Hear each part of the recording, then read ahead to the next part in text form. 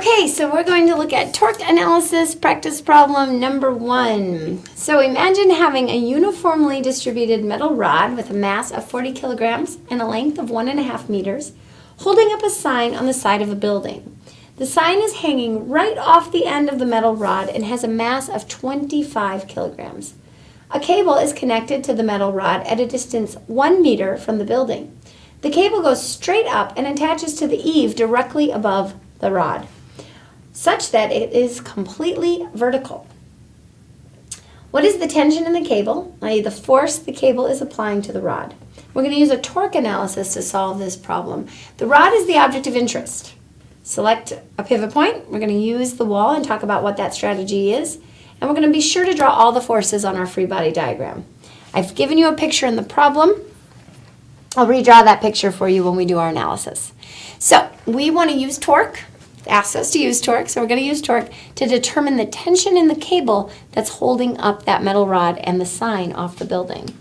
And so our object of interest then is what object is experiencing the torques, and that's that metal rod. So the metal rod is our object, and that picture is shown on your homework like this. So here is our sign hanging. Oops, that was not good. Here's our sign hanging off the end of the building. It's right at the end of the rod. And then we have a cable that's holding the rod up. And the pin, of course, at the building. So there's our picture. Okay, so in a torque analysis, we want to think about developing the interactions, understanding what these interactions are, and then drawing that extended free body diagram showing those interactions, and then where those interactions are acting on the object of interest. So we will do our extended free body diagram at the same time we do our interactions. And again, that extended free body diagram is of the metal rod. So there's our metal rod. The length of that rod is given at 1.5 meters. So somewhere down below our extended free body diagram, we might want to keep in mind that the length of that rod is 1.5 meters. Okay, so what are the interactions acting on that rod? Well, we know the rod has some mass. It's given in the problem, and so gravity is acting on the rod, and that's between the rod and the earth. Gravity always acts down, and gravity acts at the object's center of mass. And so the center of mass for a uniformly distributed object is at the geometric center, so right smack dab in the middle. And so we're going to draw our force of gravity right in the middle. So that's Fg, remember that's mg, that's equal to the object's weight. Okay.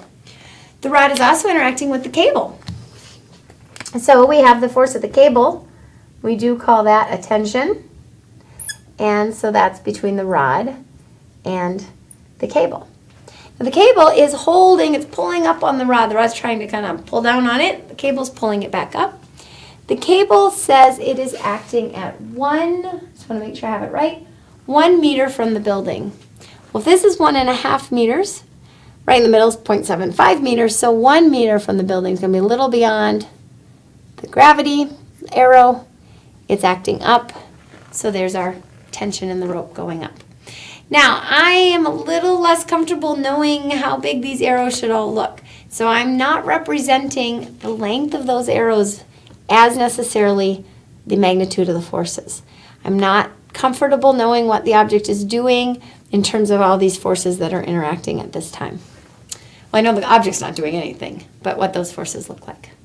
Okay, other interactions. Well, the object is indeed interacting with the sign hanging off the end. So we have the force of the sign, and that's between the rod and the sign, and it's drawn sort of as a cable hanging down, so we could call this cable of the sign. That's hanging down at the end, and we'll say that is the force of the sign. And finally, that rod's interacting with the wall. Now, the force of the wall is not acting purely horizontal or purely vertical. It's acting at some angle. But because we know we can separate horizontal and vertical components of forces, we're going to separate the force of that wall to begin with. It's going to have a horizontal component and a vertical component. So we know there's the force of the wall between the rod and the wall. Part of that force is going to be holding the sign vertically, and part of that force is going to be holding the sign horizontally. So let's think about what those look like. If the force wasn't there, what would the sign do? Well, the sign would certainly fall down at this point. So that means the wall must be holding it up. So we have the force of the wall vertically holding that sign up. And the sign's sort of pushing against the wall, this direction, so the wall must be pushing back in the opposite direction. So we also have the force of the wall horizontal. All right, so we've got the wall interacting with the object, we got the sign, we got the cable, and we got the force of gravity. So here's all of our forces acting on the metal rod. Now we need to identify the radii, which means we have to pick a pivot point. So some of those strategies that we talked about in terms of picking a pivot point, thinking about what object or what force we're analyzing. We're interested in the tension. So if I were to pick a pivot point at the point of the tension, that term doesn't then, tension no longer exerts a torque. And we're not going to have a very good success with analysis. So I don't want to pick the pivot point there. I know the other thing that we look for is what do we know? What do we know? Well, I know the force of gravity because I know the mass. And I'm told what the mass of the sign is, so I know the force it's exerting because that's going to be the weight. Tension I don't know, that's what I want to know. I have no idea what the wall is. So if I pick the pivot point at the wall, that gets rid of it. It does suggest that you pick the pivot point at the wall. It gives you that little hint. But that's the reason, that's the strategy. Picking the pivot point at the wall enables me to not have to worry about the torque that the wall is exerting, because it's exerting that torque at a zero radius. It's exerting that force at a zero radius, so there's no torque. All right, now we can identify the radius based on that pivot point. So the radius of our force of gravity, well, that acts from the pivot point to the acting force. That radius of FG is equal to 0.75. It's acting right at the middle. The tension says it's 1 meter from the wall. So the radius of T is equal to 1.0 meters. And the sign is hanging out at the end. So the radius of the sign is equal to 1.5 meters. So I have all my radii. And now I can do my torque analysis. Remember, the torque can happen for any force. I have 1, 2, 3, 4, 5 forces that I need to analyze. So, torque for force of the wall, horizontal. Torque, force of the wall, vertical. Torque for the force of gravity. Torque for the force of the sign. Torque for the tension. Torque, remember, is the force, magnitude of the force, times the radius. So, for the wall, well, I don't know the force of the wall, horizontal, but the radius is 0, so my torque is 0. Similarly, the force vertical, well, the force of the wall, vertical, I don't know, times its radius. The force of the wall, I don't know, times 0. Another 0. They don't exert a torque. That's why I picked the pivot point there, because I didn't know them. Force of gravity. Well, the torque is the force of gravity times the radius for that force. So I have the force of gravity, which is mg, times the radius of the force of gravity. And now I can put in my numbers. The mass of that hanging rod is 40.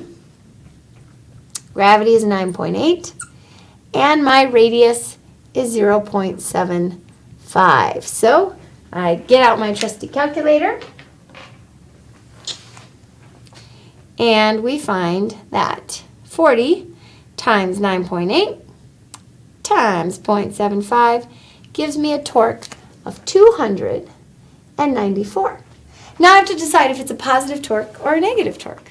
So what does gravity do about that pivot point? Well, if this was the pivot point, gravity would want to rotate the object in the clockwise direction. Clockwise is negative. So that's a negative torque. All right, the force of the sign, or the torque of the sign. So we have the force of the sign times the radius of the sign. The force of the sign, it tells us that the sign has a mass of 25 kilograms. So it must be exerting a force equal to its weight. So the mass of the sign times g times the radius of the sign. So we have 25 times 9.8, and it's acting at the full 1.5 meters. So 25 times 9.8 times 1.5 gives us a torque of 367.5 Newton meters. Again, we have to determine its direction. If the sign is acting down, it would cause a rotation of the rod in the clockwise direction. Clockwise is a negative torque. So our direction for that torque is also negative. All right, now the tension. So the force of the tension times the radius of the tension is going to equal, well, I don't know that force. I don't know T. That's what I'm interested in. But I do know it's acting at 1 meter. So this gives me 1 times T. I have to decide if it's positive or negative. So here's my pivot point. The tension is going to rotate the object in the counterclockwise direction. So that is positive. So those are all the torques that could exert something on, or all the forces that could exert a torque on this metal rod. And we've learned that this metal rod is not moving right or left, or up or down, so the net force has to be 0. And the metal rod is not rotating, so the net torque has to be 0. So if I add up all of these torques, it should equal 0. 0 plus 0 minus 294 minus 367.5 plus the tension. Tension is what I am looking for. Bring my 2 to the other side, and we find that tension equals 661.5 Newton meters. I expect it to be a bigger amount than what gravity and the force of the sign are going to be in terms of their torque, in terms of their tension, because it has to exert a torque. It's the only one exerting a torque in the counterclockwise direction. All right, so identifying your picture and what interactions are happening. Thinking about the interaction of that wall having 2 pieces. If I don't know the direction it's acting, I can always break it up into 2 pieces. Showing those on a free body diagram, extended free body diagram. Identifying that pivot point in a strategic way. It's given in this problem, but strategically. And then identifying the radii. Making sure that we look at every force as the possibility of exerting a torque. Determining the positives and negatives based on what that object or what that force would cause the object to do. Counterclockwise is positive, clockwise is negative, and then using that analysis to figure out what we want.